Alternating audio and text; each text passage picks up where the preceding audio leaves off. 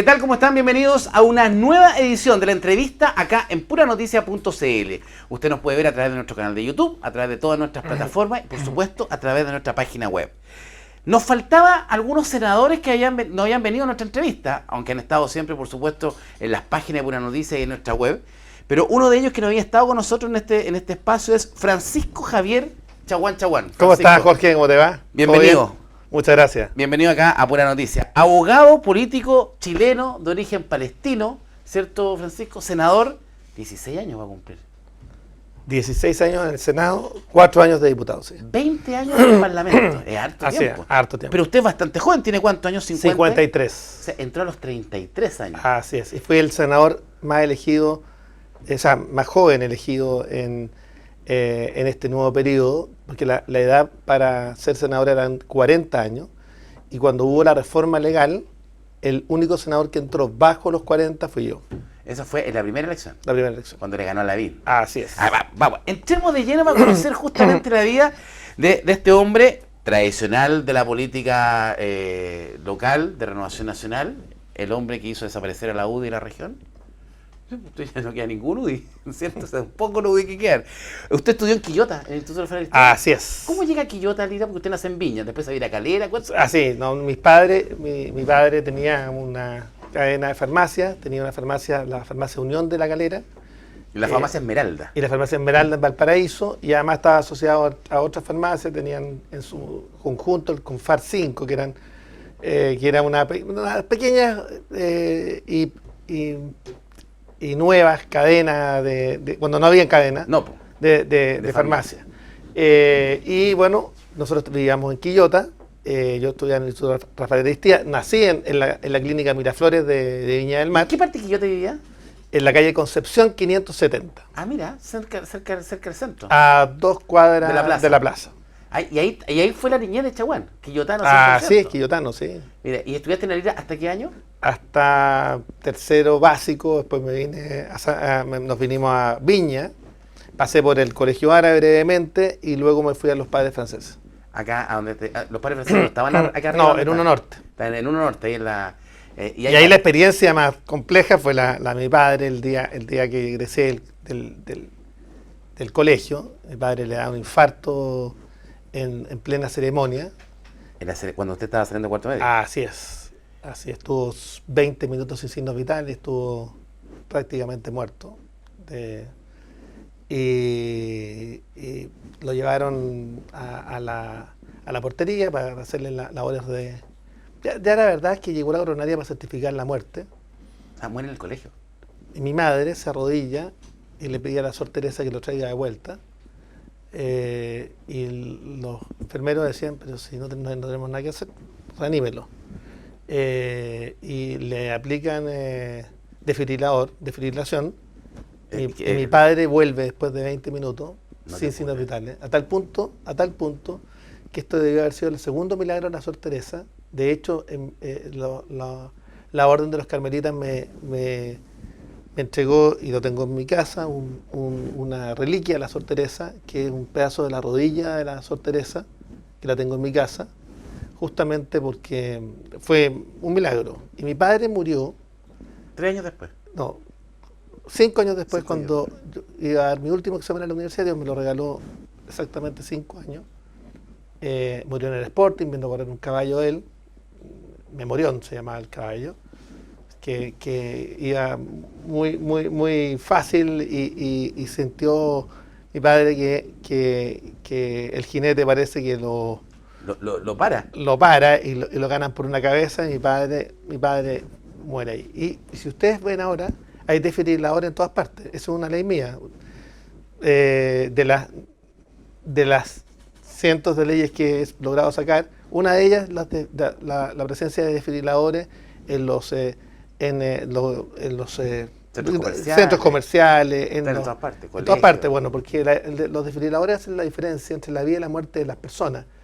Lo ocurrió con mi padre. ¿Cómo fue tu relación? Y por eso hemos estado tan empeñados de de la presencia de desfibriladores que hacen la diferencia entre la vida y la muerte de una persona. Te quedaste joven, sí, sin tu papá igual, 21 años. Así es. 21 años después de entrar justamente a estudiar a la Universidad Católica, ¿no? No, la Universidad del Paraíso. A la Universidad del Paraíso, y de ahí muere tu padre. ¿Cómo si tú dijeras el legado que te deja tu papá? Cuando dices, ¿qué te deja? Porque hoy día te has transformado en un político reconocido, no solamente a nivel local, a nivel nacional. No por nada pudimos haber estado en una primaria presidencial, ¿cierto? Has sido presidente del partido. ¿Te hubiese imaginado que tu papá te hubiese visto así en esta Me habría encantado, mirada? porque mi padre es un hombre, de una generosidad y de una entrega total. Mi padre es un hombre tan así de bueno, que si él veía a alguien con frío, sacaba la chaqueta y la regalaba. No era un hombre completamente desprendido, un empeñoso. A los 21 años ya tenía su farmacia, la farmacia Esmeralda. Se tituló muy joven, y un hombre tremendamente esforzado, químico farmacéutico de la Universidad de Concepción. Es un tipo extraordinario. Mi padre y mi abuelo, yo diría que son dos de los grandes líderes que yo admiro. Mi padre por su bondad, por su parsimonia, por su persistencia, por la paciencia para saber cuándo son los momentos. Y mi abuelo, que de alguna manera, mi abuelo Sabas, que fue una figura histórica en Calera, fue La famosa historia de Sabas Chaguán. Sí, ¿no? pues, ¿sabes? Sí. Pero además fue presidente del club de Unión Calera, Rotario toda la vida, fue gobernador de Rotary. Un hombre que tenía una frase: todas las acciones tienen consecuencias. Y eso marcó siempre mi vida. Un hombre de una parsimonia, de una sabiduría, un poeta, un hombre increíble. Mi abuelo y mi padre. Dice, el apellido Chaguán proviene de Beit Yala, Sí. ¿cierto? Siendo una de las primeras familias palestinas en llegar a Chile. Así es. Porque hay chaguanes por todas partes. Muchos chaguán, sí. No todos son familias. No todos son familia. ¿No? No todos, porque uno dice, no, pues Belén Chaguán, estaba Belén, ¿cierto? Sí. El Chaguán no. Los Chaguán es como... Sí, pero Belén es primo hermano. Es primo hermano suyo. Sí. Bueno, se titula... Bueno, lamentablemente muere su padre. No, legado. claro, titula- se emocionó por el. Yo fui el mejor egresado de esa generación, salí con promedio 6.94 del colegio y gané todos los premios. Siempre fue, como dicen ahí, siempre fue cabezón. O sea, siempre estudioso. Y Pero me dieron el premio además pero era de Mateo- la espiritualidad de los Sagrados Corazones. No, yo era un gallo que estaba metido, era deportista además, yo fui segundo regional de los 200 metros planos. Era bueno para correr. Para correr. Nadie pilla Chaguán. Nadie. Desde chiquitito no lo pillaban.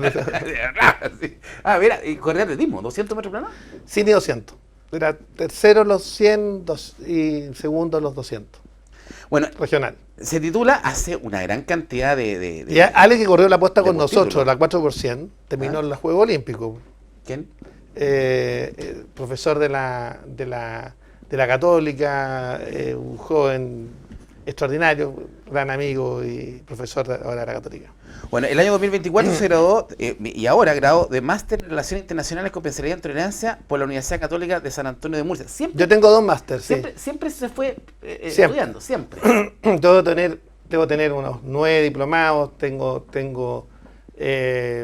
2 magíster, un magíster en Relaciones Internacionales y Derechos Humanos de la Universidad Católica de Murcia, tengo un magíster en Perspectiva Estratégica de Flaxo. Tiene el tema ambiental, ese me gusta. Además, especialista en Derecho Ambiental, especialista en todos los temas que hice relación con, relaciones internacionales, medio ambiente, derechos humanos y por supuesto también todos los temas que hice relación con perspectiva estratégica. La perspectiva es una ciencia. Te quiero contar lo que es la perspectiva, porque Sí, la gente no sabe lo que es la perspectiva. Bueno, contextualicemos el concepto de la perspectiva, nos saltamos, de ahí volvemos Sí, a la salida de la sí. universidad, la perspectiva, porque justamente es uno de los que más se queja cuando uno mira los diferentes gobiernos, los diferentes programas de gobierno, sobre todo en Chile, que son gobiernos de 4 años y que no permiten la reelección, es que no hay como un plan de Estado, sino que el presidente 1 quiere que, no sé, que los autos sean voladores, y el presidente 2 no quiere los autos voladores, por lo tanto no se logra crecer. Sí. Lo que tú planteas justamente es una mirada de largo plazo. De largo plazo. Bueno, fue justamente cuando el año 2006 nos invita la presidenta Bachelet a Finlandia y yo conocí la experiencia de la Comisión de Desafíos del Futuro. La experiencia de la Comisión de Desafíos del Futuro de Finlandia fue extraordinaria. En el año 90... Finlandia era un tipo de país. Es un tipo de país. Finlandia era un país que tenía dependencia energética de Rusia, que tenía además uno de los peores niveles de calidad de educación en Europa. Era muy malo. Y una de las peores distribuciones del ingreso. Entonces, ¿qué hace Finlandia? Finlandia, a través de la Comisión de Desafíos del Futuro, logra constituirla y empiezan a generar los estudios de futuro y generar un espacio institucional de diálogo social donde las fuerzas de los trabajadores, los sindicatos, las fuerzas de los empleadores, de los emprendedores, las organizaciones empresariales y los tomadores de decisiones se ponen de acuerdo sobre qué quieren hacer para Finlandia en los próximos 15, 20, 30 años. Y logran... ¿Quién es el motivador de esto en Finlandia? ¿Quién en figura chilena?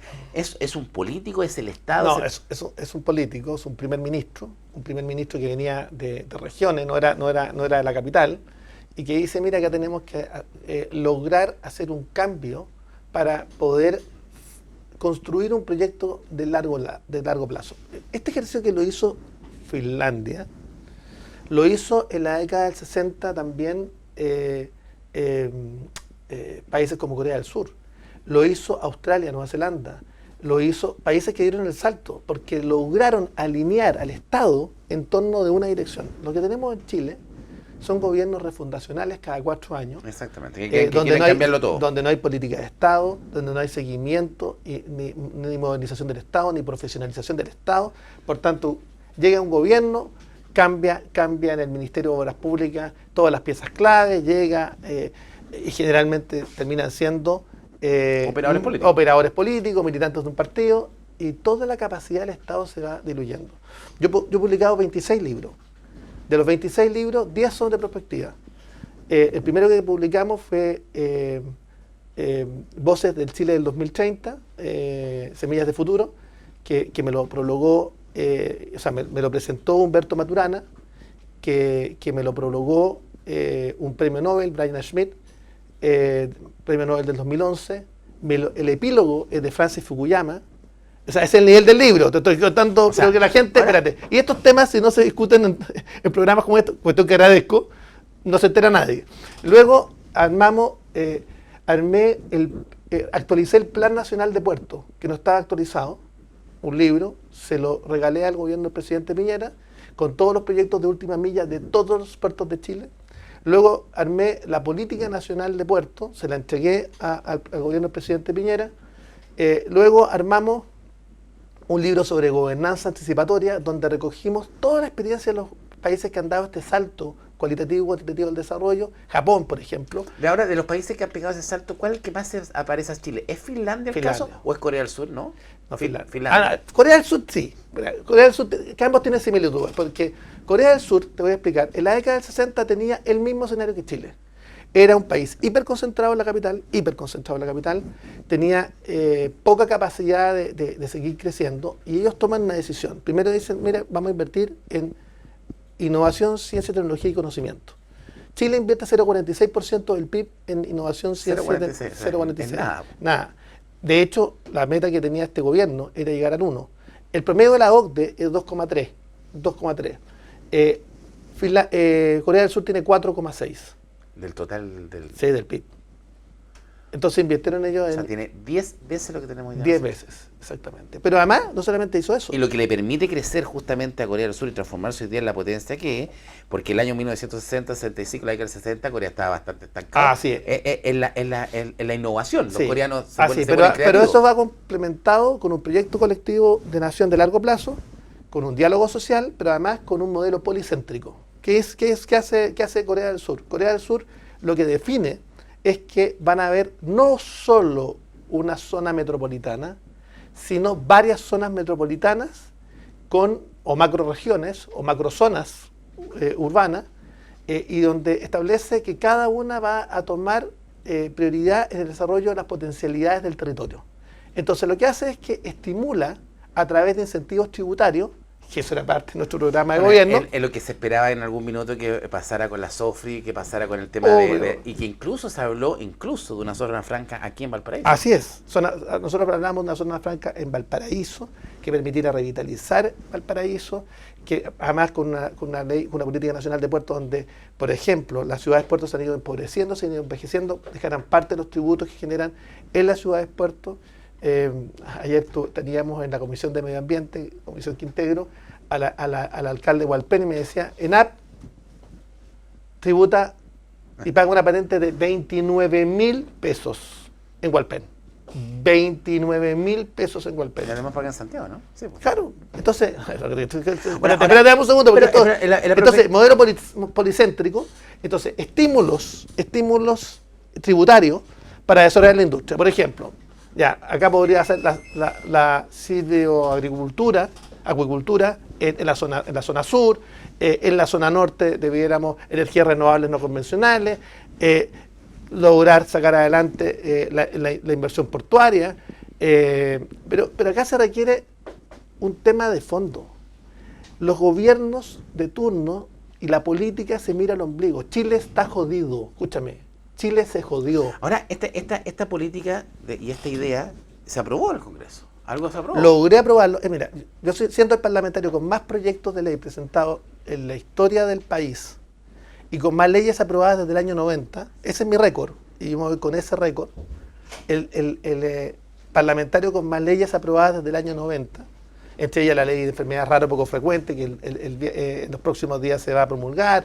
Sacamos adelante la ley. Es interesante ese ranking. La ley del cáncer con Carola Goch. Sacamos adelante el Ministerio de Ciencia, Tecnología, Innovación y Conocimiento, que fue un proyecto nuestro, que fue declarado inadmisible, le dio patrocinio al gobierno del presidente Piñera y lo patrocinó. O sea, yo te podría hablar de temas estructurales que son relevantes. Pero este proyecto puntual, que es mi legado. Porque este es mi legado. Tú dices que este va a ser el legado de los 16 años en el Congreso. De los 20. De los 20 años en Parlamento. Porque va a cambiar la manera de hacer política. Porque va a establecer un consejo prospectivo integrado por los expresidentes de la República. Ya es ley. Ya pasó la valla de la Comisión de Desafíos del Futuro, ahora está para verse en sala. Esperamos que se despache en los próximos días y luego se va a la Cámara de Diputados, pero el gobierno le puso urgencia. La idea es que este proyecto tenga un equipo consultor, un equipo que haga la matriz de los próximos, por lo menos 15 años, 20 años. Que tenga, porque, a ver, los escenarios son fluctuantes, porque hay condicionantes externas que van determinando un determinado futuro. Por ejemplo, 1/3 de los empleos que hoy día conocemos se van a ver afectados en los próximos 7 años por la irrupción de la inteligencia artificial. ¿Quién está hablando de eso? Nadie. El 2050, la mitad de los empleos que hoy día conocemos van a desaparecer en Chile. La mitad. El 2040, uno de cada dos nuevos chilenos va a tener a uno de sus padres extranjeros.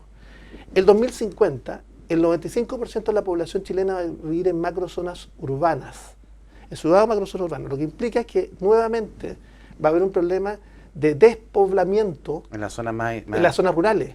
Claro. ¿Quién se va a hacer cargo de las labores agrícolas? Tenemos un problema que tiene relación con la carga, fundamentalmente, de los sistemas de pensiones. Cómo las enfermedades raras crónicas, las enfermedades crónicas no transmisibles se transforman en pandemia, y cómo finalmente los infartos cerebrovasculares, que ya tenemos 36.000 en el país, personas que sufren infartos cerebrovasculares, los infartos cardiovasculares, la diabetes, la hipertensión, se transforman en pandemia. Cuando uno te escucha hablar... y por todos estos temas he sacado proyectos de ley, por ejemplo. Sí, pero que sigamos con para entrar a la idea del consejo, esta mirada a futuro. Cuando uno te escucha hablar de todos los puntos de vista, de verdad que uno dice, ¿Chile no tiene planes para eso? No. ¿No estamos preparados? No. O sea, hoy día no visualizamos un país en 8 años más. No. Ya, ¿y cómo esto, pero entonces, ¿qué estoy haciendo? ¿Esto cómo debiese ayudarnos a visualizar? ¿Qué va a pasar? ¿Qué se ha hecho? se han hecho esfuerzos esporádicos. Y te voy a explicar cuáles son los esfuerzos esporádicos y qué es lo que queremos consolidar. Primero, lo que queremos consolidar justamente este Consejo Prospectivo, integrado por los expresidentes de la República, donde el presidente tiene que presidir, presidente de turno, sea el que sea, luego un representante de los premios, dos representantes de los premios nacionales, elegidos por sus pares, los premios nacionales de ciencia y de ciencias básicas y aplicadas, tendrán que designar a dos representantes. Las regiones tienen que estar representadas. Sería por los gobernadores. Sí, pero tendrán que designar a un representante. Y las universidades públicas y privadas tendrán que designar a uno de sus pares. Luego, ¿qué hace Finlandia que no hace Chile? Mira, interesante. Finlandia, aparte de los informes financieros de los proyectos de ley, de saber si son viables financieramente. Financieramente, si cumplen o no, si hay presupuesto del Estado, tienen el informe de futuro. ¿Qué implica esto? Que tienen que decir cuál es la proyección de la política pública implementada por ese proyecto de ley. Y el impacto que va a tener económicamente, ¿no? Económicamente, sí. No solamente económicamente, con todos los factores, porque acá estamos hablando siempre de efectos holísticos. No solamente el impacto económico, el impacto social. Esto es lo que hundió a España, por ejemplo, que España no prevé justamente que el tema de las pensiones lo podía haber matado y lo que mata a España. Así es. Pero no solamente eso. España, que ahora tiene un consejo prospectivo, ahora tiene esa mirada. De hecho, lo que hizo España, y Pedro Sánchez lo tiene, en el gabinete del presidente, en el comité político, está el encargado de prospectiva. Yo estuve con él, yo lancé mi último libro sobre prospectiva, lo lancé en España. El propio encargado de prospectiva del gobierno español dijo que no había nada escrito como eso porque recogió todas las experiencias internacionales. Vuelvo a insistir, experiencias como la de Japón. Si Japón es el único país que ha recibido 2 bombas atómicas. Se logró reinventar de nuevo. Pero ahí tomaron una decisión. Que la reinvención de esa relación con los temas tecnológicos. Entonces, espérate, pero es que este es un tema demasiado... A mí me tiene apasionado, pero en el fondo la perspectiva... Pero lo que me preocupa a mí, senador, es que yo lo encuentro maravilloso, pero estamos en Chile. Sí, pero... ¿qué hicimos con todo esto? ¿Seremos capaces de pensar en 30 años más? Si no somos capaces de poner un acuerdo en una primaria, imagínense si pensamos en el futuro de Chile. ¿Pero qué hicimos? Por ejemplo, como teníamos una proyección que decía relación con las enfermedades crónicas no transmisibles como una verdadera pandemia que promovía en el Congreso. Otra ley. De entre todas las leyes que ha aprobado, y que la gente no tiene idea porque nadie sabe quién finalmente son los autores de las iniciativas, dijimos ya 30 minutos de activación física todos los días. Todos los días. Hoy día se despacha en la sala, después de 10 años. Todos los días. ¿Y qué hago yo si alguien no quiere los 30 minutos que tiene que activarse? Tendrá que ver, habrá que adaptarlo, pero acá, la generación de endorfina, la generación de capacidad de activación produce una mayor concentración para los análisis críticos. Si los procesos educativos tienen que cambiar, si ya no se requiere memorización de contenido, para la memorización de contenidos tienes hay muchas herramientas. ¿Te das cuenta? Hay muchas herramientas. Entonces tú necesitas flexibilidad, capacidad de adaptación. Se requiere efectivamente tener otra mirada. Primer tema. Dijimos, ¿qué tenemos que hacer para los efectos de ayudar a evitar justamente las enfermedades crónicas no transmisibles en Chile? Primero, mayor consumo de agua. Chile es uno de los países que consume menos agua per cápita.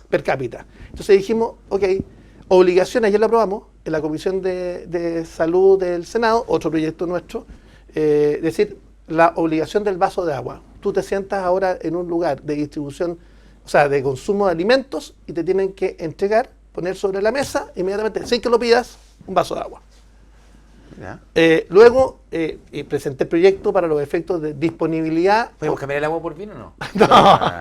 Pero la obligación de que en las plazas, por ejemplo, tengamos distribución de agua a través de grifos por parte de las sanitarias. Sea una obligación de las sanitarias establecer... Bueno, ahí sí que me gustó, que la sanitaria no se lo obliga a nada. Bueno, pero entonces yo te podría... respecto de cada uno de estos temas... Pero para redondear esta perspectiva, porque hoy día, ¿cómo lo visualiza usted en Chile que debiese funcionar? ¿A través de un ministerio? ¿Usted sería el Ministerio del Interior? Sí, a ver, nosotros queríamos que fuese ¿No fue un ente aparte? No, eso, nosotros queríamos que fuese un ente aparte. Y que fuese una agencia. Como un banco central. Una agencia con autonomía reforzada, idéntica a la del Banco Central. El problema es que tiene que tener un presupuesto aparte también. Y el presidente no quiso ceder a la agencia. Esa es la verdad. Entonces, yo recogí opiniones de los 80 especialistas chilenos, los mayores especialistas de prospectiva en el mundo. Vino a la comisión vía telemática, eso es la suerte, el especialista de Singapur, de Japón, de Finlandia. ¿El presidente entiende el concepto?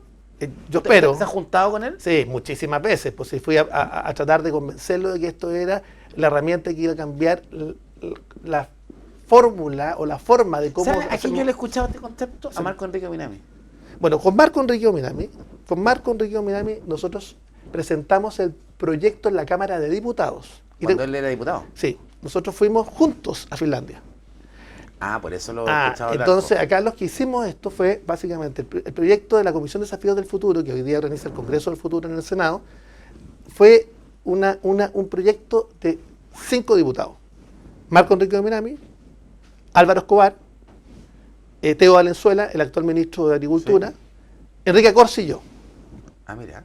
Esos éramos los 5 que visualizamos la necesidad de construir un proyecto colectivo de nación de largo plazo. Este tema tampoco está puesto en la agenda presidencial. No se lo hemos escuchado a Matei, no se lo hemos escuchado a una Togá, no se lo hemos escuchado a... Por favor, escúcheme, ¿qué le he escuchado a los candidatos presidenciales?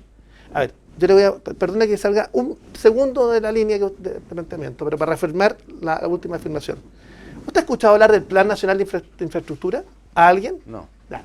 Chile, si no tiene un Plan Nacional de Infraestructura, está jodido. O sea, a ver, pero espera. Puertos, aeropuertos... Pero Matei dijo en su visita a Copiapó que íbamos a tener que construir una cárcel en 3 años. Sería récord mundial ese. Imposible construir una cárcel en 3 años.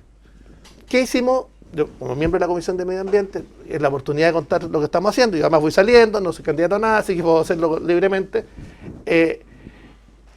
Logramos en la Comisión de Medio Ambiente reducir los plazos de permisología ambiental a la mitad y los proyectos de infraestructura estratégica a 2/3. Mire, si no puede ser que el megapuerto en San Antonio tenga como fecha el 2032-2036. No es posible que el segundo, que ahora el Terminal 2 del puerto de Valparaíso, que ahora unos que eran enemigos acérrimos, hoy día dicen que sí, porque quieren cambiar de nuestro chat 2.0. Bueno, chat 2.0 como tú lo has dicho. Pero yo espero que ahora el compromiso sea de verdad, como el acuerdo por Valparaíso. No, pero hay que partir con hacer los cambios prudentes a la empresa portuaria del Paraíso. Bueno, también. No puede una empresa terrestre. No puede una empresa estatal con los sueldos que tiene el puerto del Paraíso. Bueno, Puerto Terrestre de los Andes. Espérate, Puerto Terrestre de los Andes. Entrada al corredor oceánico. Es el puerto más importante de Chile. Sí. Puerto Terrestre de los Andes. Bueno, nosotros logramos posibilitar que pudiera haber conexión ferroviaria desde el puerto terrestre de los Andes al puerto de Valparaíso y al puerto de Ventana. ¿Sabe lo que pasó? Era construir 200 metros.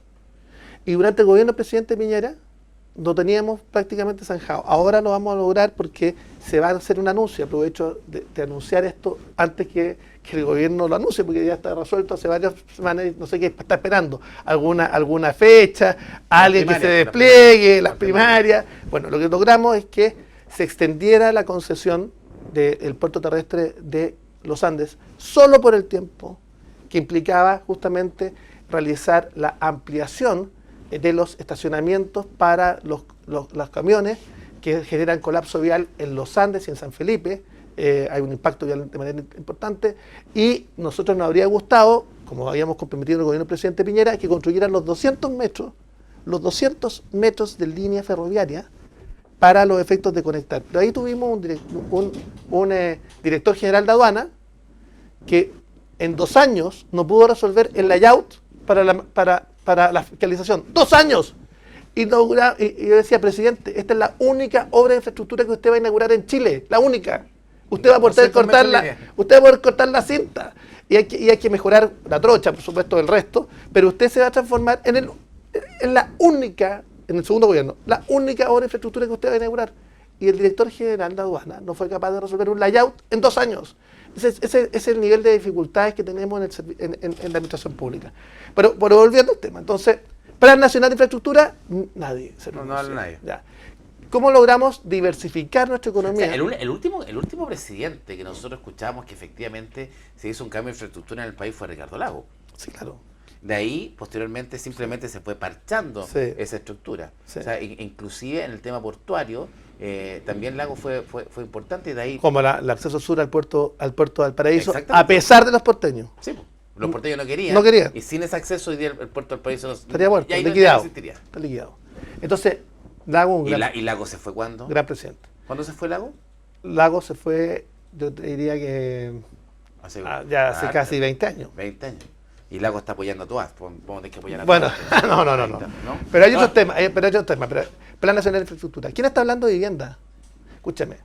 1 millón de viviendas del déficit de Chile. Sí, 1 millón, pero, espérate. Pero, senador, ahí hay una vergüenza. Tenemos una cifra que entregó, va a ser publicada, publicó por Pura Noticia, 566 casas, dice el ministerio, que se han entregado por el incendio. Pero eso te digo. Es mentira. Abandono total, ¿no? Pero Pero, es mentira. sí, no, pero abandono Ni total. siquiera se han entregado las 566. Sí, pero- Son 4.500 casas. O sea, Abandono total. Abandono Pero, a ver. total. Entonces, yo quiero decir, se ejecutó, tendría ejecutado el presupuesto que destinamos en el Congreso Nacional para la Reconstrucción de un 0,306. Usted comprenderá que habiendo una cantidad de damnificados a los que el presidente les dijo que no iban a tener invierno, no los vamos a dejar solos. no los vamos a dejar solos, no, dijo que en invierno iban a tener techo. Pero pasó un invierno, pasó un verano, viene el otro invierno. No, es que no especificó el techo, Ah, era un nylon. No, Sí. abandono total. Sí, Entonces, sí, abandono abandono. total. No, pero lo más dramático, falta de capacidad de gestión y de coordinación entre el gobierno comunal, el gobierno regional y el gobierno nacional. Mire, si aquí que la alcaldesa salga a criticar al gobierno y que salga a criticar algo y lo propio haga el gobierno regional, pero sí, espérese, ¿si cree que los chilenos somos tontos? Sí, pero si son de la misma coalición. Debiera haber una coordinación esencial, porque el primer interés son las personas, y acá debiera haber habido una persona a cargo. Escúchame, ¿qué hizo Piñera? Escúchame, Es que no, ¿qué hizo Piñera? sí, No, flexibilizó, Piñera lo que hizo, y entregó, le Piñera. dijo Piñera a Felipe Cas, usted no se mueve de la zona sur hasta que las casas estén paradas. Y una persona, un delegado presidencial. Hasta le puso música a Felipe Calla. Claro, casi. Pero entonces, espérate, es que es distinto. pero déjeme enumerar los temas. Plan Nacional de Infraestructura, A Piñera le hacían caso. Po. Plan Nacional de Infraestructura, nadie habla. Plan Nacional de Vivienda, nadie habla. 1 millón de viviendas, y sobre todo en zonas complejas como las que estamos viviendo. Tercero, recordar que además alguien dijo que este era un problema de la ley de incendio. Con un letrero en el festival, no, esto no es un problema de la ley de incendio, esto es un problema de, gracias al fiscal Osandón, que finalmente se llegó a dar con los culpables, porque acá hubo una acción criminal que terminó con la vida de 137 personas. Yo le quiero señalar lo siguiente. ¿Qué habría pasado si este fenómeno se hubiese producido en el gobierno del presidente Piñera? ¿Qué oposición tendríamos? Se habría pedido acusación constitucional contra el presidente, acusación constitucional contra los ministros de Estado. Bueno, acá había una oposición responsable que sabe que en definitiva, pero acá el gobierno tiene que hacer el esfuerzo. Sí, o sea, responsable, pero también, Sí. también un poco pasiva, porque en el fondo, independiente de las visiones encontradas que uno tiene con los alcaldes están atados a mano. Tenemos a un ministro que efectivamente hay una figura hoy día de la reconstrucción que no es clara, no están claras las responsabilidades. Tenemos, imagínate, un Servio descabezado en la región. Pero senador, Acompañé a la alcaldesa hace pocos días a la Contraloría para ver cómo usaba ¿a la unos alcaldesa Corte o Ripamonte? Corte. A ver cómo usaba ¿Cómo se llama con Ripamonte usted? bien, o sea, la relación que debe tener un alcalde con sus senadores. Bien.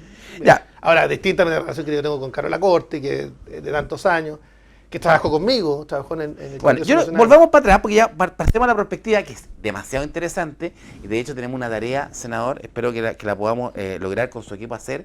Queremos hacer una especie de pequeños especiales para poder traspasar las experiencias que ha tenido Finlandia y Corea del Sur en cómo cambia, hacer la figura del antes y después para poder justamente que también la clase política entienda la importancia que es justamente mirar la mirada de un solo país.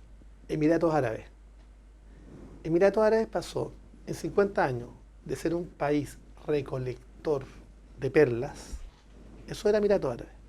Siempre tenían el petróleo también. No, encontraron el petróleo, pero hoy día el petróleo no es gravitante. Hoy día el porcentaje... Bueno, nosotros tenemos el cobre y el litio. El porcentaje para la contribución del PIB de Emiratos es muy menor. Hoy día ellos están poniendo foco en dos temas.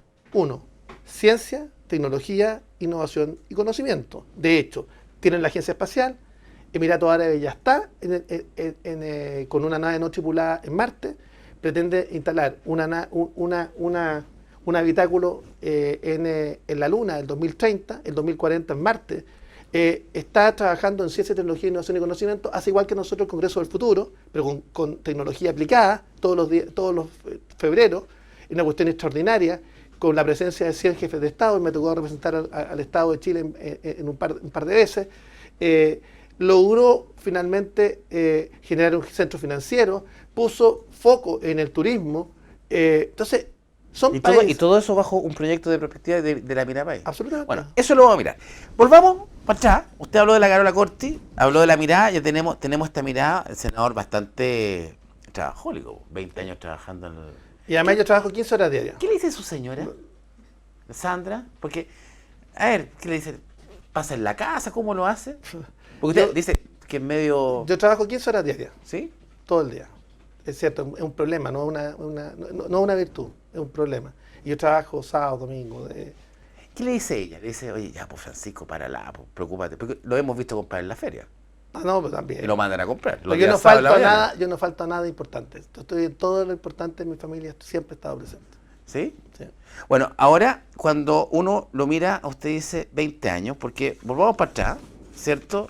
Salió, se tituló y llega a trabajar con Sergio Romero al Senado. Cuando Sergio Romero en el Senado, él llega a ser parte de su equipo. ¿Cómo es eso? A los 18 años. ¿A los 18 años? Sí. Entra a estudiar. No. A ver, cuénteme Yo entro a la Universidad de Valparaíso y el primer año soy elegido delegado, delegado, y en segundo año fui elegido vicepresidente de la Federación de Estudiantes de la Universidad, secretario general de la Federación de Estudiantes de la Universidad del Paraíso, con la primera mayoría individual histórica en la universidad. ¿De ahí que no pierde elecciones? Nunca perdí una elección. Nunca. No. Y ahí... ¿Y las que pierden porque no nos dejan competir? Sí, así es. Ya. Cuando me dejan competir... Las ganas. Ya. Espérate, sacamos 35% de los votos en la elección y se transformó en la primera federación de integración en Chile, vale decir, una federación que estaba integrada desde el Partido Comunista hasta el que habla. Y básicamente fue la primera federación de integración y fue el primer representante de centro derecha en una federación de estudiantes, esto del año 90. Y Sergio Romero, que es muy hábil, es muy hábil. Me pidió que, siendo yo vicepresidente de la federación, al término del periodo, me vaya a trabajar con él. Nosotros ganamos la federación después del año siguiente. Él está en senador de su primer periodo. En su primer periodo. Y ahí entra... Y yo empiezo a coordinar, a ser coordinador de todo el territorio, de todo el distrito 10, antiguo distrito 10. Que era Quillota, La Cruz, Calera, Nogales, Hijuela, Quintero, Puchuncaví. Así es. Yo termino el periodo, o sea, asesoré a Sergio Romero un par de años. Yo abrí mi propia oficina en tercer año, cuarto año yo estaba en cuarto año de Derecho y abrí mi oficina. Ahí te fuiste a Cemento Melón. Y me fui a Cemento Melón y estuve 10 años en Cemento Melón. Cuando Cemento Melón era de los ingleses. Así es, Blue Circle, y después nos tocó los franceses, la Forge, y fue una tremenda experiencia. 10 años, llegué a ser gerente legal de la compañía, fiscal de la compañía, director de las 8 empresas del Grupo Melón, y entre medio tuve 2 años como abogado de la Municipalidad de Limache también. ¿Cómo se llama el...? Irarrázaval. Irarrázaval. Eso me involucró que yo empezara a trabajar en todos los temas. Hicimos la primera ordenanza de Arisgo en Chile. Pero es que ahí te quiero llevar, porque estamos hablando Cemento Melón, ¿cierto? La FARC, el grupo, parte del directorio de 8 empresas. O sea, a ver, un director de empresa no gana poca plata. Gana muy buenas lucas. O sea, un abogado, el gerente legal de Cemento Melón, o sea, muchas lucas. ¿Y por qué se va a ser diputado si con todas esas lucas? ¿Para qué voy a querer? ¿Dónde está la decisión? Yo a los 13 años me fui a trabajar a los campamentos. Yo quería ser sacerdote. A los 13 años... Como Viñambre. También quería ser Y sacerdote. de la misma congregación. La torre también. Y la misma, sí, Mira. es jesuita. Sí, jesuita. Yo los Sagrados Corazones. A ver, Ay, ¿y qué eso es ser sacerdote? así, pues yo tuve O sea, podría haber estado podría haber sido, a lo mejor estaba en el... no eche a lo talla mejor- porque ya no eche Estaba esa en el talla Vaticano. porque es parte de los memes que andan dando vueltas. Salía a decir yo, voy a ser candidato, quiero ser candidato. No, ya, pues, Bueno, a los 13 años me fui a trabajar al COTRA, que era el centro abierto de Reñaca Alto, que estaba en el paradero 3,5 Reñaca Alto, que estaba a cargo de la congregación. Yo fui 9 años misionero. Yo hice misiones en Guara, en Guaraciña, en Tarapacá, en Colchane, en Piscina Carpa Bolívar, en la frontera con Bolivia. Hice misiones apostólicas permanentes. ¿Y cuándo te diste cuenta? No voy a ser sacerdote. No, me fui a entregar a la congregación. Después de que mi padre, de hecho, me tocó antes cofundar el movimiento laical de los Sagrados Corazones y fui uno de los hermanos mayores, éramos 5 hermanos mayores del movimiento y me tocó ser el hermano mayor del movimiento de los Sagrados Corazones. Yo además fui el encargado pastoral del colegio, o sea, era una cuestión muy cercana. De hecho, la relación que tengo, lo que tengo hoy día con Papa Francisco es una relación privilegiada. Logramos, junto con muchos otros líderes católicos, formar la Academia de Líderes Católicos. La Iglesia me concedió el honor de ser elegido el político del año hace 6 años atrás. Entonces, la relación, Hay una relación hay ahí. una relación muy profunda con la Iglesia. Yo soy católico militante. ¿Y eso te lleva a ser diputado? Y cristiano, porque yo soy además, yo creo en la fuerte presencia del Espíritu Santo. Esto no tengo miedo en decirlo porque es lo que creo. Soy carismático. Como el mundo evangélico. Así es, con el mundo evangélico. Por eso mi cercanía también con el mundo evangélico, porque yo soy carismático, creo en la presencia del Espíritu Santo Bueno, la fe es compleja. y me fui a entregar después del infarto que mi padre tuvo y del milagro que ya te comenté inicialmente. Claro, Entonces yo fui a los 18. a la congregación y le pedí que iniciara el proceso de incorporarme a los Perales como postulante. Y fue 2 exobispos y profesores míos, el padre Gonzalo Duarte, Que fue obispo para acá. sí, y el padre Javier Prado Arangui, también obispo que fue obispo en Tarapacá, donde yo hice misiones durante 8 años, los veranos. Durante el año hacía misiones todos los fines de semana. Ellos te dijeron, no, Pancho, no. ¿No? Me dijeron, no, ándate a la universidad con tu récord académico, no podemos permitir que tú no saques por lo menos una carrera. Claro. Entonces me fui a la universidad, pasó lo que pasó, que te conté en primer año, que fui elegido delegado, al segundo año miembro de la federación. ¿Y en qué año se casó? Y en cuarto año, ¿Y en qué año se casó? por eso, ahí voy. Ah, En cuarto año, yo estaba a cargo de todos los trabajos voluntarios del colegio, o sea, de la universidad. Yo había dejado, pero transversalmente, todos me pidieron que me hiciera cargo de los trabajos voluntarios. Y en uno de esos trabajos voluntarios conozco a mi mujer. Y finalmente, o sea, su esposa que es la única lo mujer, alejó del sacerdocio. no, que es la única mujer en mi vida. Mire, Sí. eso habla muy bien de... Sí. Sí. Somos pocos los que podemos decir eso, senador. Bueno, No, en mi caso, de verdad. ay, el mío también. No pone en duda. Bueno, pero en esta vida, digo yo, en esta vida, Claro. que uno tiene varias vidas, como si Jorge Chávez versión 1.0 puede tener 2.0, bueno, no nos pongamos complicados. Bueno, se casa y se va a Cemento Melón, ya, estamos en esa parte. ¿Cómo llega a ser diputado? Porque ¿quién lo invita? Porque, a ver, Porque además, usted llega a ser diputado por Viña del Mar, lo invitan a ser diputado con Viña del Mar. En esos tiempos estamos hablando que la UDI roncaba en Viña del Mar, Claro. ¿cierto? Tenía un gran diputado, Renovación mira, Nacional. interesante ahí, ¿eh? Lo único que existía de Renovación Nacional era Romero. No había nada más que No. Romero. Y que Romero era como una especie de patriarca, como una especie de papa, ¿cierto? De la región. No, era bastante... Un cardenal. Sí. Papable. Y papable, no, sí, totalmente. Alguien que... Bueno, fue candidato presidencial y yo estuve en esa campaña. Bueno, y usted... Espérate, contra Sebastián Piñera, de eso en el libro que publiqué de los 26 libros hay uno en particular que habla sobre la historia de Renovación Sí, Nacional, sí, muy bueno y ese donde libro. cuento este tema, cuando cuento este tema donde él fue candidato A la presidencia del Senado. No, a la presidencia de la República. Ah, mira. Fueron precandidatos presidenciales ambos. Pero no se llevan bien ellos dos. Bueno, ahí está la historia. Si Piñera, pero a poco han leído, Piñera el detalle del libro. Sí, pero Piñera con Romero no se llevan bien. No, porque desde la primera vez que eligieron jefe de bancada, Ahí se agarraron por primera vez. Piñera, o sea, Romero le ganó a Piñera Sí, por un voto. sí. Y Piñera, que no le gustaba perder. Bueno, a Romero tampoco. No, sí. Sí, Romero. Bueno, Romero, entonces, usted, diputado, está diputado Ibáñez, el glorioso Gonzalo Ibáñez, ¿cierto? Y llega, disculpando la expresión, este cabro chico, porque así le decía a usted, ¿cierto? Del interior, mirá, este gallo quiere ser diputado, o sea, un tal chaguán. Y usted, Bueno, reclamaron. sí, po. Reclamaron porque decía que cómo llevaban un candidato que no iba a aportar ni un voto. Exacto. Además, escúchame, tuvo varios inconvenientes esa candidatura. El primer inconveniente es que inicialmente yo estaba trabajando en Cemento Melón, yo siempre estaba vinculado al partido, yo fui elegido el más joven elegido en la Comisión Política de Renovación Nacional y fui vicepresidente del partido durante 9 años. Entonces yo era vicepresidente, o sea, no, vicepresidente fue cuando fui elegido diputado a continuación, pero era miembro de la Comisión Política. Primera mayoría histórica de la Comisión Política del partido. Estoy de acuerdo, déjame votar. pero igual tampoco tenía tanto peso. Si tenía peso, pero Sí, no tanto. sí. No, pero espérate, pero para los efectos desde afuera, el diputado Ibáñez reclamó al partido diciendo que cómo llevan un candidato que no va a aportar Oye, votos. este gallo no va a aportar votos. Entonces me decía, yo me instalaba, yo fui el primero en instalarme a repartir dípticos en las micros.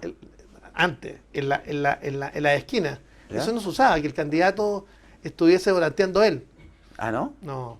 Entonces yo decía a alguien, Es que Gonzalo Ibáñez dice, ¿cómo va a estar volanteando yo? Po? no, pero Usted- Gonzalo usted- Gallo extraordinario. espérate. Pero usted se A ver, subía. Gonzalo Ibáñez No, pero es si no un estoy tipo- diciendo. no, Pero si no estoy diciendo que no sea no, que yo extraordinario, si estoy- necesito decirlo. Ah, perfecto. Yo necesito decirlo porque es un tipo extraordinario. Yo creo que hay pocos tipos como Gonzalo Ibáñez. Desde el punto de vista de las capacidades, era la segunda mayoría nacional. Si no era cualquier candidato. No, pues era un. Ya, Y pero- además, hijo Pedro Ibáñez, que es un patriarca y un hombre increíble que ayudó a la difusión de las ideas de la buena del fundación sector. de la universidad. Pero ¿cómo se llama? Gonzalo, un hombre con una visión espectacular. Yo tengo cariño, afecto, respeto a Gonzalo Ibáñez. Bueno, le gana. O sea, no le gana. O sea, fue una batalla ahí combo combo. Le ganó con arriba de las mil, se puso a cantar arriba. Cantaba arriba de las mil y cantaba. Sí. Se subió una mil y cantaba y se Y bajaba la otra. cantaba lo que me gusta. ¿Qué cantaba? Troiquinilo. Ah, mira. ¿Ya? Troiquinilo es, mira, la mejor canción, la canción de mi vida es El Viaje. Ahí no me la Que sé. dice así: A ver. señores, denme permiso para decirles que no creo lo que cuentan las noticias, lo que dicen en los diarios, lo que entiendo por justicia. Y empieza a hablar de la situación de los niños durmiendo en las cornisas, comiéndose a la justicia, para darle tiempo al diario que se ocupe del deporte, para distraer la mente, para desviar la vista de este viaje. Bueno, Ahora entienden por qué le ganó Ibáñez. Po. tranquilito, ¿no? Bueno, Porque le creo gana que Ibáñez. esto es lo que me inspiró a estar en política. A los 13 años, trabajando en las poblaciones, ver la realidad y ver una ciudad Bueno, y el legado que. donde no hay proyecto colectivo de ciudad, donde la gente en Reñacá Alto y Forestal decía, voy a bajar a Viña. Todavía- Se sentía- todavía y pasa todavía siguen sintiéndose así. Quiero ir para allá, Ganaste. Una ciudad que está fragmentada. Para allá voy, pero vamos, caminemos, vamos caminando que nos quedan unos minutos todavía, Vamos, tenemos el punto de hoy día, se elige diputado, gana la diputación, 4 periodos, y de ahí le dice, vaya al Senado.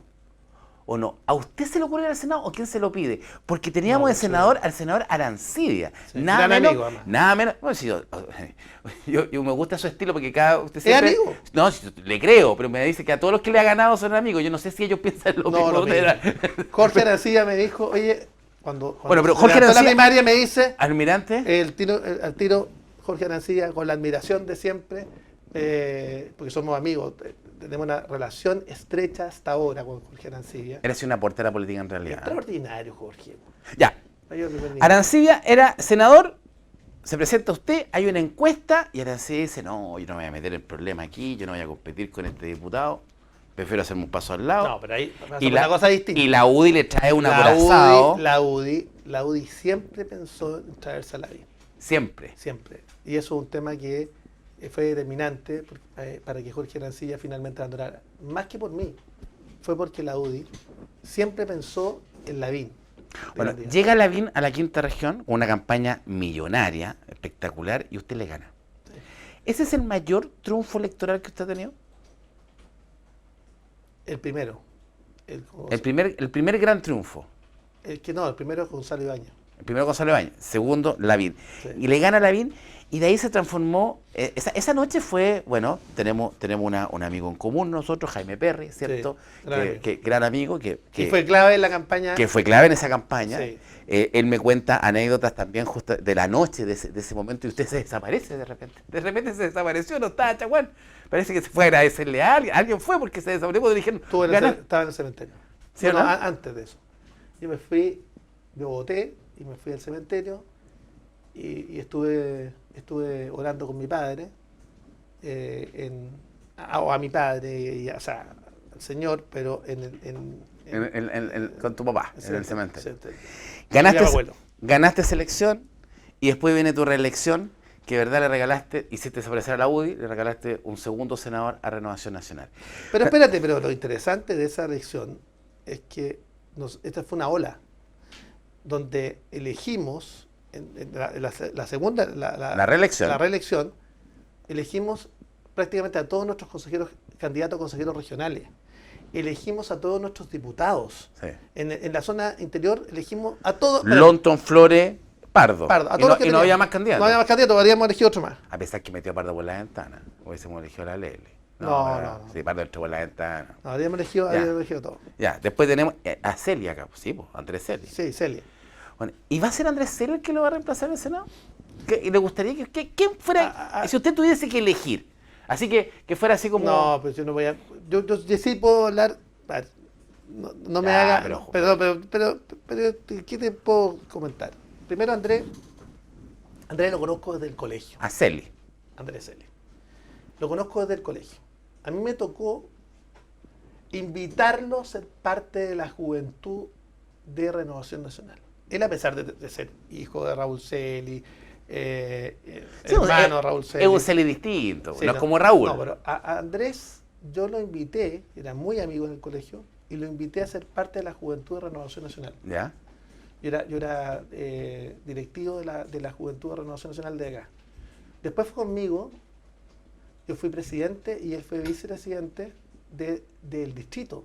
Y éramos dos jóvenes, entonces, dos jóvenes, estamos hablando, teníamos 23 años.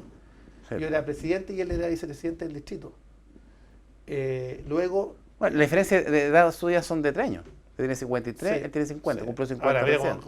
cómo nos vemos distintos, cómo nos vemos distintos. No, sí. que se cuida Celi, a mí que se echa Botox, no sé. No sé, no. No, ya, pues, no sea tonto, como No te ese cuides, Botox. no te cuides. Pero bueno, o sea, a Andrés lo conozco desde ese entonces, tú me entenderás, lo conozco son años. desde cuando él tenía 15 años, menos, 14 años.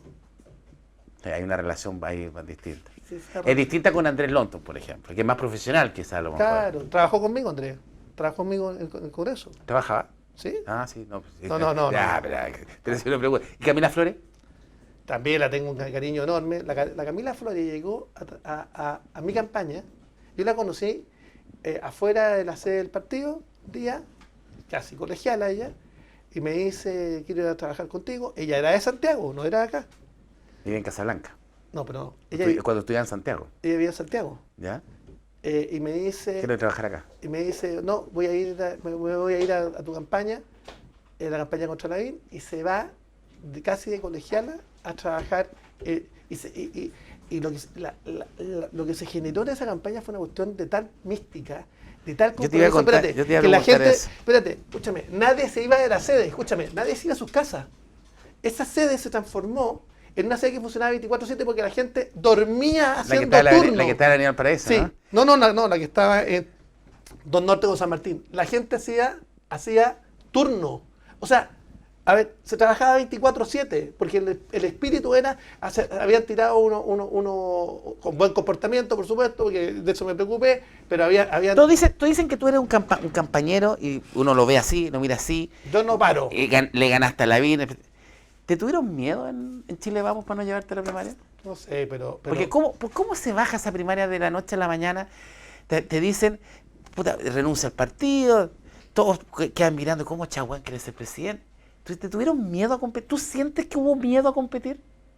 a ver, primero Es difícil. te quiero señalar varias cosas. Primero, desde el punto de vista de la preparación para ocupar un alto cargo, yo estoy preparado. Primero, o sea, soy un tipo que tiene una visión. ¿Tú quieres ser presidente de Chile? Yo no sé si es que eso, más allá, uno quiere servir. Pero ¿te gustaría servir desde la presidencia de Chile? O sea, me habría gustado, si por eso estaba dispuesto a ser parte de la primaria. Pero tiene 53 años. La presidenta de Sí, Chile tiene, pero- o sea, la presidenta pero yo Mateo, o sea, la estoy candidata cerrando- Mateo tiene 73. yo Estamos hablando estoy- de 20 años de diferencia, o sea, en 20 años. Sí, pero yo estoy cerrando un ciclo. Yo creo que, ¿Te retiras de la política ahora? No voy a seguir. A ver, yo me voy a jugar. Primero, para que lo que me queda, de acá al término del periodo, de sacar adelante todos los proyectos de ley ¿Qué quedan? que quedan. Espérate, es que nadie hace la pega como la hago yo. Perdona que lo diga. Sí. Tengo cada proyecto de ley, en cada etapa de la legislatura. Son 985 proyectos de ley. En cada comisión. Hablo con cada uno de los ministros. Logro finalmente pedir la Sacar, urgencia, ir a las comisiones, pedir que se pongan en tabla. Esa pega, la pega legislativa, o sea, yo la verdad es que si la gente me evaluara por mi pega de legislador, todos los índices de gestión, de eficacia, Todos los KPI deberían... todos los KPI están en el 100. Ya. No hay... O sea, hacemos la pega en serio. O sea, en serio. Y logramos sacar adelante los proyectos porque son proyectos que, aunque nadie se entere... Si tú tuvieras un símil que tú dices dentro de la política, que así como tú dices, como tú trabajas, y qué mejor que tú que conoces el trabajo, ¿cierto? Que dice, ¿quién sería tu símil en política, en la fuerza del trabajo, en la forma de trabajar de tu sector? ¿Es Piñera? Porque cuando yo te escucho hablar así, también me recuerdo Piñera me decía... que mucha gente hablaba así de Piñera también. Pero Piñera es lo que me dice a mí. Piñera me decía, mire, él me criticaba porque yo era demasiado trabajólico. Él me criticaba a mí, me decía, mire, me dijo, yo le voy a hacer su epitafio, me dijo, porque usted va a morir joven, usted va a morir de un infarto, me dijo. Y usted... ¿Cuál era el epitafio que le quería me colocar? dijo, yo voy a decir, me dijo Sebastián, que yo conocí a un senador que nació, trabajó,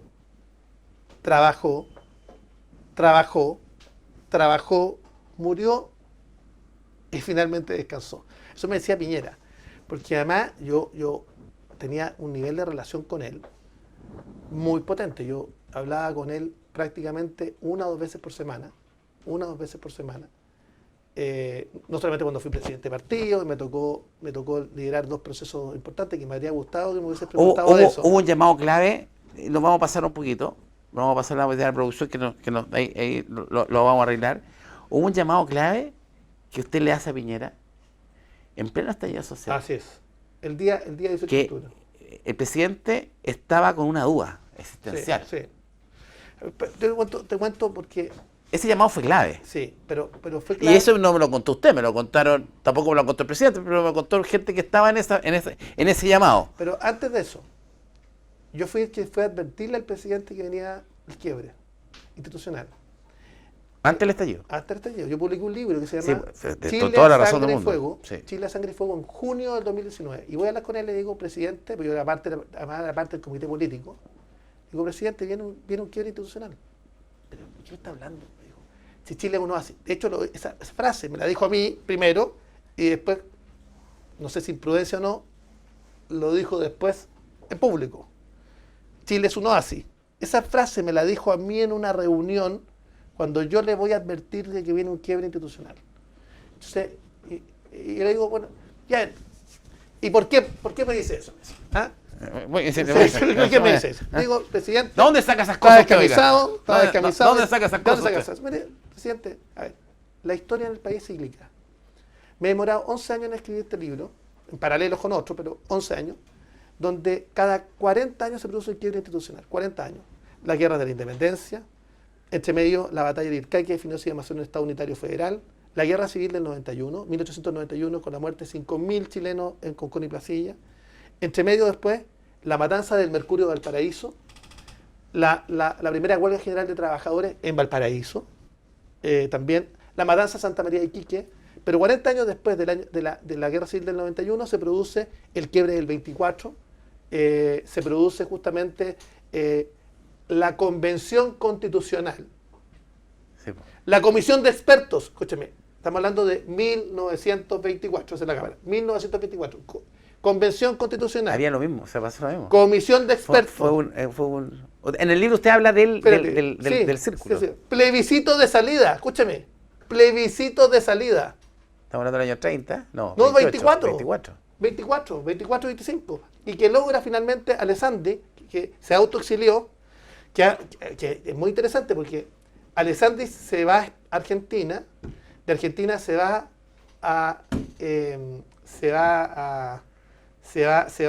finalmente a Italia. La conversación que tuvo con el Duce en Italia es compleja porque él trata de pedirle que el fascismo lo traiga a Chile y él le dice que no, que él piensa que la democracia tenemos que cuidarla y que los fascismos son peligrosos para los países, se lo dice Arturo Alessandri. Bueno, del 24 saltamos aquí. Después del 34, después la matanza del Seguro Obrero, 60. La matanza del Seguro Obrero con los 40, sí. Y luego tenemos el 68, la declaración del Congreso Termal, donde el Partido Socialista valida la violencia como método de acción política, el 73. Ahí comienza la descomposición del 68, 73. Y luego, 46 años después, digo, mire, los índices de valoración de la democracia están en el suelo. Se está validando la violencia como método de acción política. La confianza interpersonal e institucional, tenemos los índices de confianza interpersonal más bajos de la OCDE. Ese libro usted lo publica, ¿cuánto tiempo antes del estallido social? ¿Como 6 meses antes? 6 meses antes. O sea, junio, no, con 4 meses antes. Pero el 18 de octubre estaba lanzando el libro, este libro lo estaba lanzando en Iquique. Y yo hablo de esto en la mañana, en un auditorio de había unas 300, 400 personas. Me voy y llegamos al aeropuerto, estaba con Nicolás Cerda, que me acompaña, está conmigo acá, que fue vicepresidente del partido, candidato a diputado. Lo tenemos en la lista. Estaba ahí y empiezo a mirar en él quemándose. Y yo digo... En el edificio en él. En él. Entonces digo, ahí es donde pesco el teléfono y llamo al presidente. Y ahí tuvimos una conversación. Bueno, son minutos. Hemos recorrido, senador. Espérate, cuando se estaba, la turba iba en dirección a La Moneda y en dirección a el Congreso. La gente se olvida de esto. Y habían 2.000 carabineros, 2.000 carabineros disponibles en Santiago del Preso. Y lo que toma la decisión es que la policía se repliega, porque podrían haber mandado 25 carabineros acá a la estación de metro. Se repliegan y le dicen al presidente, nos vamos. Le preguntan al presidente. El presidente dice, le tengo una mala noticia, yo no me voy de acá. Me quedo acá. Era un golpe de Estado. Era un golpe de Estado. Literalmente un golpe de Estado. Y tomarse el Congreso y la Moneda. Bueno, oye, hay muchos temas, pero bueno, sí, por eso lo queríamos tener entrevistado hace rato. Tenemos que hacer la versión 2.0. Ya, pero yo quiero saber algo antes que se vaya. Ya hicimos todo un recorrido. Me dijo que en la política que usted va a seguir. ¿Quiere ser presidente o no quiere ser presidente? No, pues al revés, le dije que yo estoy dispuesto a servir. Cerrando un ciclo. No va a querer, que no, creo se retira la política. Que tengo las capacidades. No, veremos qué pasa. ¿Sí? Mira, esas cuestiones que dice que va a ser candidato a diputado, Coque, ya no. Coque, escúchame. A ver, yo te voy a explicar algo. Cuando uno está 20 años en el servicio público, se acabaron las ansiedades. Tipo, 20 años son 20 años. Tú cierras un ciclo. Entonces, veremos... Lo que yo tengo que hacer son 2 cosas para adelante. Esa es mi responsabilidad. Sacar adelante mis proyectos, que los voy a sacar. ¿Los proyectos de ley? Los proyectos de ley, que son proyectos importantes, como ley de enfermedades raras o poco frecuentes, Te pude haber contado... Dejar a un buen reemplazante suyo en el Te podría Senado. haber contado de los 200 recursos de protección que he presentado contra el Estado, que he garantizado los tratamientos médicos a personas con enfermedades raras o poco frecuentes, pero eso no podía ser a través de recursos de protección. No he perdido nunca un recurso de protección. Nunca un recurso de protección en contra del Ministerio de Salud y en contra de la ISAPRE. Nunca lo he perdido. Y he garantizado que más de 400 personas hayan tenido accesos a tratamientos médicos de alto costo. Bueno, fuiste vital también en la crisis Quintero Puchuncaví. Puchuncaví. Bueno, la causa es Chaguán contra NAP. Sí. Y logramos finalmente aquello. O la protección del campo lunar. No, sí, También pero si tenemos, son 20 años, pues, senador, son 20. O la protección, o la protección. Entonces se va para la casa ahora. ¿Ah? ¿Se va para la casa? No, lo que te estoy diciendo es que mi responsabilidad acá hasta el marzo del 2026 es terminar con todos los proyectos de ley, seguir trabajando con todo el ímpetu, con toda la fuerza y con toda la... Ya, con candidato toda a la diputado descartado. Por ahora no, yo nunca lo pensé. Ah, ya, entonces, ¿pero está descartado? Yo creo que sí, Ya, o sea, perfecto. no lo pensé. ¿Y la alcaldía, ¿Tendrá que pasar algo? ¿Y la alcaldía de Viña en 2 años más? Bueno, no sé. Yo creo que Viña es una ciudad que está en el suelo. Y Valparaíso también. Y yo creo que... ¿Y no te gustaría ser alcalde de Viña justamente por eso? No, pero bueno. Porque con todo, imagina, con la Si experiencia... hay alguien que conoce cada rincón de Viña Por eso, y de Valparaíso... la votación, es sí, usted. Ya, sí. tiene 20 años de experiencia. La derecha, lamentablemente, todos tenemos un gran cariño y Sí, admiración pero no a te- Virginia Reginato, más que por su trayectoria, es por su trabajo, porque una mujer que efectivamente Trabajo en los cerros, se equivocó muchas veces. No, pero el liderazgo, y falta el liderazgo de derecha. Hoy día tenemos... Bueno, pero si mira, si acá falta tanto tiempo, quizás mañana dejo de existir, no sé, puede pasar muchas cosas. Sí, joder, Actuar en 53. política ¿Con ansiedad? sí, con ansiedad, eso mata cualquier pretensión. Y acá yo me voy a jugar con alma, con corazón y convicción para que ganemos la próxima elección presidencial. Chile ya no tiene margen de error. Y la única capaz de darle gobernabilidad al país es la candidatura de Chile Vamos, porque hay equipos técnicos. A mí cuando usted dice esa frase, y por yo tanto de vamos- verdad, cuando usted dice vamos a la trabajar. única que es capaz de darle No. gobernabilidad, El proyecto nuestro. No, sí, yo no lo personalizo Sí, en las personas. sí, porque- Sí, yo no lo personalizo en una persona ya, determinada. pero, a ver, Pero yo creo que el proyecto colectivo... si sacamos a Matei, saquemos a Matei de la ecuación, ¿quién más le podría dar gobernabilidad? ¿José Antonio Kast? ¿Johannes Kaiser? ¿Franco Parisi? Ninguno. Ninguno de los tres. No. O sea, no, ¿José Antonio tampoco? yo creo que tiene alguna más experiencia, porque un tren bala no se le entrega a un niño. La conducción de un tren bala, ya hemos tenido una muy mala experiencia de 3 años, no podemos seguir experimentando, no podemos tirar una moneda al aire respecto al futuro de Chile. Todo lo que hemos hablado de perspectiva, de crear un proyecto de colectivo de nación, dígame alguna materia ¿Con qué le en gustaría la que pasara Matei? alguno de ellos ¿Con qué le haya gusta- planteado en el debate público. O sea, ¿Y con qué le José gustaría Antonio que planteó pasara? el tema de la natalidad, esa es una de las grandes crisis, yo he planteado dentro de las grandes crisis que tiene Chile, invisibilizada, es la crisis demográfica. Tenemos 1,2 chilenos nacidos por cada mujer. Yo Una te dije que natalidad. en 2040, 1 de cada 2 nuevos chilenos va a tener a uno de sus padres extranjeros. Y mira las estadísticas que hay hoy día del acceso a prekinder y kinder. Sí, 5 Ha bajado notablemente. 5 regiones del país, 5 regiones del país han decrecido su población, 5. Hay más muertos, hay más personas fallecidas que nacidas. Pero además, no hay política. Si usted me dijera, hay alguien que ha planteado una política nacional de fronteras interiores para fortalecer justamente a nuestras zonas geográficas que están alejadas. Bueno, ¿Cómo veamos- hemos ido perdiendo soberanía? Vamos a ver Entonces, mira, con esta frase te quiero terminar. El país está jodido. Y está jodido porque la política se empezó a mirar el ombligo. Falta levantar el mentón y pensar en el Chile del mediano y largo plazo. No pensar en proyectos personales. Comenzar a trabajar en proyectos colectivos. Por eso cuando usted me dice, ¿qué quiere ser? No, Eh, creo que el país crezca. ¿Qué es lo que el país le vaya bien? Si uno es un accidente, las personas pasan, son accidentes. Pero ahí Los sí, países... hay accidentes re caros, pues, quiere Sí, decir. pero los países... Podemos estar creando un nuevo accidente carísimo. Bueno, exactamente. Pero los países requieren capacidad de construir proyectos colectivos de largo plazo. Las personas aportan, por supuesto, con todo su potencial, porque son un dando continuo, porque yo soy además soy cristiano, somos alma y corazón, le ponemos alma a las cosas que hacemos. Pero una cosa muy distinta es que todo se mida en torno a los proyectos personales. Eso es lo que tiene jodida a la política. Y a lo mejor lo que tiene también jodido a Chile, vamos. No sabemos. Puede ser. Puede ser que Yo espero, a lo menos... el último gran proyecto exitoso personalista fue el de Sebastián Piñera. No, Porque era Sebastián Piñera, ¿no? No, porque tenía un liderazgo excepcional. Porque había liderazgo excepcional. Excepcional. Quizás eso es lo que falta. Senador, muchas gracias. No va a ser la primera y la última. Sí. Nos Hay queda mucho rato. que- hay mucho- Sí, hay una versión 2.0. Sí, ok. Sí, 2.0, ¿cierto? Como de echar.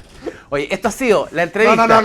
No como de chat. Acá hay más contenido, más, No, pero me más refiero- figuras, me- más no, sí, cosas. yo me refiero no a la- estamos hablando de reconversiones Sí, me refiero para me las refiero- campañas. Me refiero, No, no.